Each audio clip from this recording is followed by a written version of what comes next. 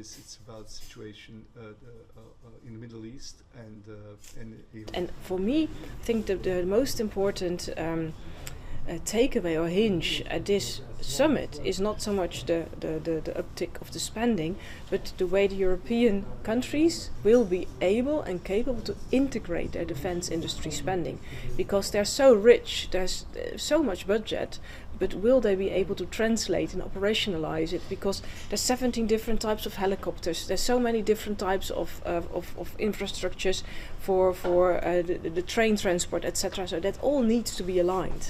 European countries do not agree with the way that America conducted this attacks. And vis-à-vis Russia, Europeans in the East have always known that Russia was a threat. The first thing that Poland did was saying we have to build up our army. They have the biggest conventional after Ukraine, but as a member of the EU, the biggest conventional army.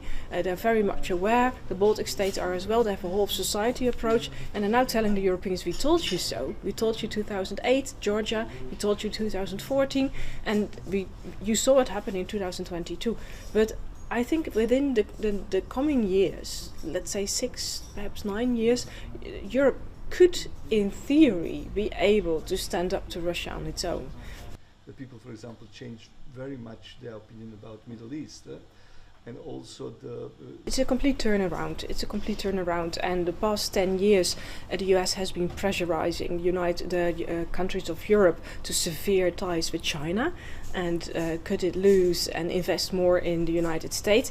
And now the countries of Europe feel that they may, after all, turn to China again, because the United States is not a reliable partner anymore. So if you invest stuff in the defense industry, if you buy new fighter jets, who says, some Europeans argue that the United States won't install a kill switch. So if Putin then does something and the Europeans want to deploy the material, that the United States could say no, not with us. So in that sense, what's America been doing over the past year, past months, past weeks even, is push the Europeans again back into the arms of China. Those polls show 90% support. Yeah, I think that the opinion. Well, it is interesting that what I found striking over the past 2 days is that the leaders of Europe, the governments of Europe, have not spoken out vociferously against the United States. They have tried to put it off the agenda. So they do not want to, well, perhaps spoil is not a good word, they do not want to spoil the NATO summit with this. Rutte was quite aloof and didn't really want to discuss it. The leaders of Germany, Merz, but also Ursula von der Leyen, they voiced their support for the United States. So in that sense, it's not that there has been a breach. I have the feeling that they still want to tuck the United States in, exert pressure, and at the same time want to open the diplomatic overtures. Starmer and Macron, they've said we need to talk to Iran again. They were on a good track, so perhaps they're able to rekindle, to start a diplomatic venue again. But I doubt it.